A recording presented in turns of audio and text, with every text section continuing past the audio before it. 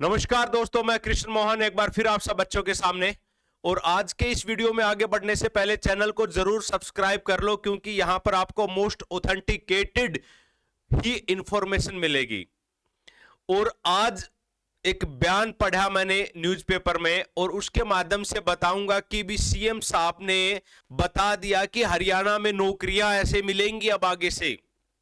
अगर आपके अंदर दिमाग है, अगर आपके अंदर सोचने समझने की शक्ति है, तो आप वो विश्लेषण कर सकते हैं। और अगर वो क्षमता नहीं है, तो जैसा सीएम साहब ने कहा और जैसा वो आपसे सोचवाना चाहते हैं कि आपको इस डायरेक्शन में सोचना है, तो आपको उसी डायरेक्शन में आप सोच सकते हैं। लेकिन ये सब सारा का सारा आपका बुद्धिमत्ता के ऊपर है कि भी आप किस एंगल से और सही बात को सोच पा रहे हैं या नहीं सोच पा रहे हैं। कल आपका 21 मार्च है, जो 5 नंबर वाला मामला है उसकी डेट है। उसमें भी मैं आपको बताऊंगा क्या होने वाला, लेकिन उससे पहले नायब सिंह सैनी ने बताया कि नौकरियां कैसे मिलेगी, वो बात क्लियर कर देते हैं।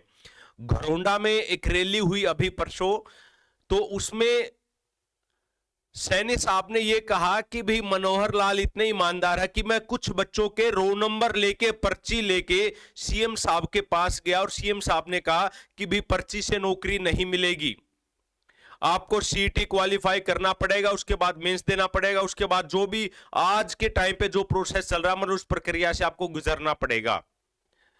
तो ये शब्द कहे गए थे खट्टर साहब के बारे में, मतलब वो बात ठीक है।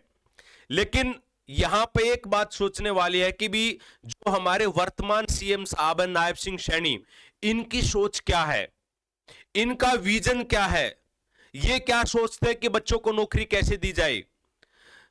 उनका विजन क्लियर कट है उस बयान से कि भी दूसरा टर्म आ गया सरकार का 2014 के बाद 2019 के बाद फिर अब ये टर्म, मतलब इसी 7-8 साल के बाद भी नायब सिंह सैनी रो नंबर लेके खट्टर साहब के पास जा रहे हैं कि भी इन बच्चों को नौकरी लगवा दो। मींस वो उनकी खुद की सोचने की एक, आप कह सकते हैं, विजन है कि भी पर्ची से आपकी नौकरियां लगेंगी। तो क्या हम नायब सिंह सैनी जो बोल रहे हैं कि पारदर्शिता के साथ होगी, तेजी के साथ होगी, क्या वो चीज सही है या फिर सिर्फ बोलने के लिए है? तो बहुत फर्क है दोनों बातों में कि आप अंदर से जैसा सोचते हो, एक्शन भी आप ऐसे ही करते हो। तो अब देखने वाली बात यह होगी कि आगे आने वाली जो भर्तियां होंगी उसमें नायब सिंह सैनी के हल्के से ज्यादा बच्चों का सिलेक्शन होता है, पर्चियों के द्वारा होता है, या फिर किस प्रकार से होता है। लेकिन बयान से तो ऐसा ही लग रहा है कि भी नायब सिंह सैनी की सोच कहीं ना कहीं ये कि भी पर्ची से भी शायद नौकरियां मिलती हैं। बाकी आप लोग समझदार है, आप सोच सकते हैं कि भी उनका क्या कहने का मतलब था और वो क्या कर सकते हैं और क्या करेंगे। वो तो एक समय की बात है, आगे देखते हैं कि भी कितनी पारदर्शिता होगी, कैसे समय समय पर नौकरी आपको मिलती रहेंगी। 21 मार्च आपकी डेट है।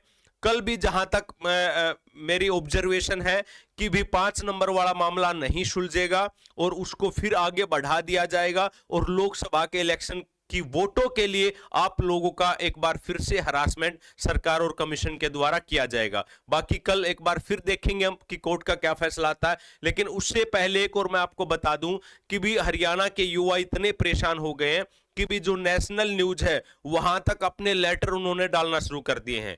बहुत सारे बच्चों ने, मतलब कई हजारों बच्चों ने द ललन टॉप जो एक शो होता है, आपने देखा होगा, फेमस शो है, तो उनके पास मेल भेजा है, पर्सनल मैसेजेस भेजे हैं कि भी हरियाणा में युवाओं के साथ बहुत बड़ा गेम खेला जा रहा है, युवाओं को परेशान किया जा रहा है, इनके कैरियर के साथ खिलवाड़ किया जा रहा है। तो हमारी तरफ ध्यान देके कुछ न्यूज आप चलाइएगा ताकि सरकार और कमीशन हमारे बारे में सोच के। मैं उसके आपको कुछ स्क्रीनशॉट आपको दिखा देता हूं कि भी किस प्रकार से बच्चे आपका भेज रहे हैं। नमस्कार, ये है आपका कि भी दे लर्न टॉप न्यूज में विषय क्या है कि हरियाणा में एक सीटी एग्जाम के नाम पर 4 साल से सरकार के द्वारा युवाओं का मानसिक उत्पीड़न किया जा रहा है, हरासमेंट किया जा रहा है। भाई आपको ये चीज सोचना पड़ेगा। आज हम युवा जो हरियाणा सरकार की एक नौकरी के लिए सीटी पॉलिसी से मानसिक पीड़ित हो चुके हैं, और हम the learn top news channel का ध्यान अपने इस संदेश के माध्यम से हरियाणा सरकार की तरफ कराना चाहते हैं, जिसने 2020 के बाद से एक सीटी कॉमन एलिजिबिलिटी टेस्ट पॉलिसी चलाई, जिसका मकसद, मतलब कि पूरा डिटेल में 4 गुना मेरिट में बुलाना। ये आपको पता, मैं आपको बताता रहता हूं बार बार, 56-57 वाले कैटेगरी का भी इसमें जिक्र किया गया है। सारी की सारी चीजें वही हैं जो हर बार मैं आपको बोलता रहता हूं। तो मतलब कि अब आप ये देखिएगा कि इसका मतलब क्या कि भी हरियाणा के जो न्यूज चैनल है, हरियाणा के जो यूट्यूबर्स हैं, हरियाणा के जो टीचर्स हैं, मतलब क्या वो मिलके अपनी आवाज भी बुलंद नहीं कर सकते क्या? क्या वो मिलके अपनी आवाज सरकार तक नहीं पहुंचा सकते क्या? आज हरियाणा के युवा इतने मतलब कि वो बेसहारा हो गए हैं कि भी उनको अपनी आवाज पहुंचाने के लिए नेशनल न्यूज का सहारा लेना पड़ रहा है। मतलब अच्छी बात है अगर नेशनल न्यूज हमारी इस वीडियो को चला दे, इस संदेश को पहुंचा दे, लेकिन उससे पहले सोचना ये कि हरियाणा में भी तो हैं बहुत सारे। अगर सब लोग आवाज उठाओगे तो क्यों नहीं नायब सिंह सैनी आपकी आवाज को सुनेगा, क्यों नहीं कमीशन आपकी आवाज को सुनेगा, विपक्ष भी सुनेगा और सरकार भी सुनेगा। तो इस बात के ऊपर आप सोच सकते हैं कि भी क्या चल रहा है और क्या नहीं चल रहा है, और आप अपनी राय जरूर दीजिएगा कि भी क्या ये सही है और क्या गलत है। और अगर आपके साथ एचएसएससी के द्वारा आपको लगता कि भी आपके साथ कोई गलत हुआ है तो आप कमेंट करके मुझे बता सकते हैं, या ऑफिशियल नंबर जो हमारा है 94,590,16,000 उस पर मैसेज करके आप बता सकते हैं कि भी आपके साथ क्या प्रॉब्लम हुई, एग्जाम में प्रॉब्लम हुआ, रिजल्ट में हुआ, जो भी हुआ, अगली वीडियोज में उन मुद्दों को भी उठाया जाएगा। Thank you, bye bye.